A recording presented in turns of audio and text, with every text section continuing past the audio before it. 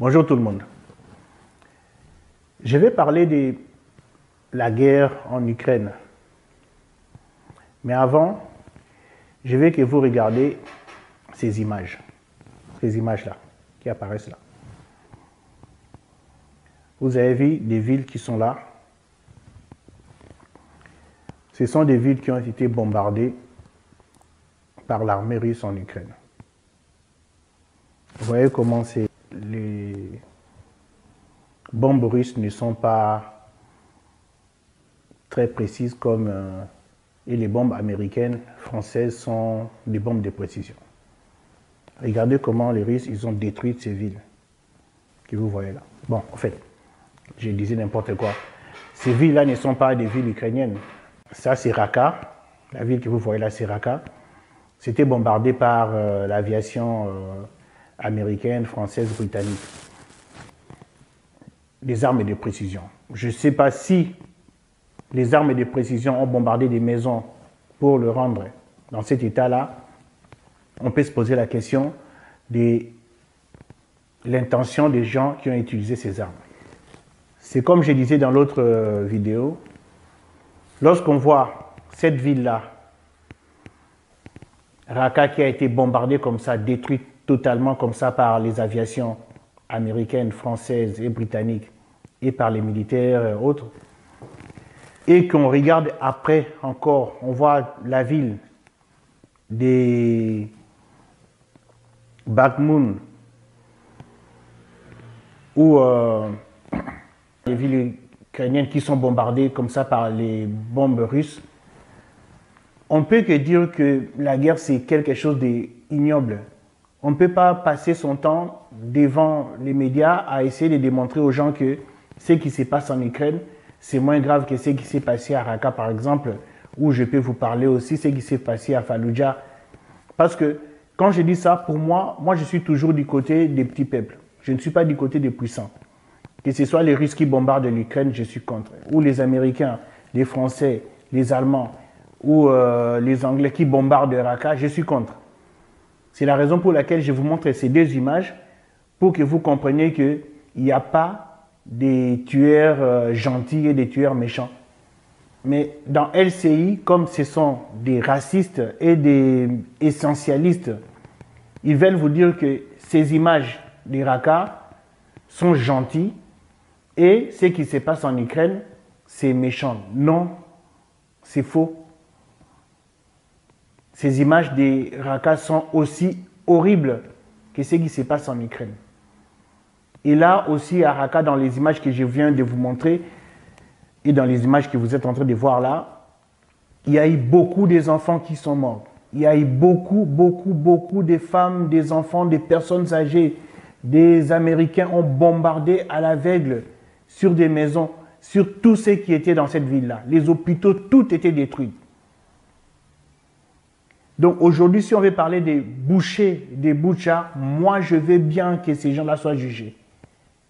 Mais qu'on juge aussi les bouchers des Raqqa. Tous ceux qui ont bombardé à Raqqa, tous les militaires qui se reconnaissent dans les bombardements des Raqqa, que ce soit les Français, les Anglais, les Américains, tous chez eux à la maison, s'ils voient cette vidéo, qu'ils sachent qu'ils sont aussi des bouchers. Mais je peux vous montrer d'autres images.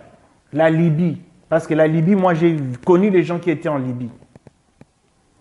La Libye, où les avions français, américains, britanniques ont bombardé des hôpitaux, des écoles. Regardez cette image en Libye. Ça c'est Tripoli. Ça c'est Tripoli, c'est des bombardements des armées françaises, américaines et britanniques. Avec des bombes de précision, mais ils ont bombardé des maisons, des gens. Des enfants sont morts dans ces bombardements. Donc ce qui se passe en Ukraine, c'est grave, c'est horrible, c'est ignoble, c'est inacceptable. Mais on ne peut pas nous faire croire que ce qui se passe en Ukraine, c'est beaucoup plus grave uniquement parce que ce sont des Européens. Non, nous sommes des êtres humains, qu'on soit européens, blancs, noirs ou arabes et tout ça, ce sont des êtres humains. Et en parlant, comme j'entends aujourd'hui dans les médias français, qu'on est en train de faire croire aux gens qu'il y a des êtres humains supérieurs aux autres, qu'est-ce que ça donne? Mais ça donne des Al-Qaïda, ça donne des États islamiques qui eux aussi croient exactement la même chose. Si vous écoutez LCI et vous écoutez des chaînes d'État islamique, vous avez le même discours. Où on prône qu'est la haine, qu'est la guerre, qu'est l'utilisation des armes, qu'est la destruction des gens parce qu'on ne les aime pas. Lorsqu'on déteste les gens, on les tue. C'est exactement ce qu'on est en train de dire sur LCI, où des fois on dit les Russes sont des insectes qu'il faut détruire. Et l'État islamique dit aussi exactement la même chose. Les mécréants sont des gens qu'il faut détruire. Et on écoute aussi exactement la même chose dans la chaîne russe, où les Russes aussi sont en train de dire que non, il faut détruire les Ukrainiens. On va où? On va où? Pourquoi cultiver cette haine dans la société? Moi, je le dis à des chaînes comme LCI, BFM TV, mais il faut arrêter ça, quoi. Exactement. Donc, j'ai dit exactement la même chose pour la chaîne russe qui est en train de faire la même propagande. Il faut arrêter ça. J'ai interdit aux gens dans des quartiers, j'ai dit aux jeunes, arrêtez de regarder les vidéos venant des États islamiques et autres, parce que ça va vous transformer, ça va vous rendre des gens mauvais. Vous allez faire des choses inacceptables et inadmissibles pour l'être humain. Et aujourd'hui, qu'est-ce qu'on voit? Ce n'est plus sur Internet qu'on doit chercher ça. Il suffit d'ouvrir LCI ou d'avoir un câble pour regarder la chaîne russe pour écouter exactement le même prêche que l'État islamique. On est où? Donc je pense qu'il faut qu'aujourd'hui tout le monde se ressaisisse et qu'on arrive à sortir de tout ça. Parce que demain, les gens vont s'entretuer dans la rue. Les gens vont tuer les gens uniquement parce qu'ils ne les aiment pas. Mais pourquoi? Parce que dans LCI, il y a une émission qui prend pendant 2 heures, 3 heures où on dit aux gens que non, lorsqu'on n'aime pas quelqu'un, il faut le tuer. Et dans la chaîne russe, on dit exactement la même chose, lorsqu'on n'aime pas quelqu'un, il faut le tuer. Mais on est où? Et tout ça, c'est cautionné par les gouvernements, aussi bien en France qu'en Russie et partout. On est en train de cautionner de la propagande sanguinaire comme ça. Je le dis parce que moi, je l'ai vécu, j'étais au Zaïre, on a écouté ce qui se disait à la radio Colline, au Rwanda, à l'époque, à Kigali. Et on ne croyait pas que ça allait arriver dans ça. Et quand on a appris que les gens étaient en train de s'entretuer, lorsqu'on était à Goma et autres, on apprend que les gens sont en train de s'entretuer, et on ne comprend pas que des fois, des émissions comme l'émission de la chaîne russe ou l'émission de LCI, ça peut pousser les gens à des crimes ignobles. Je vais vraiment faire une parenthèse.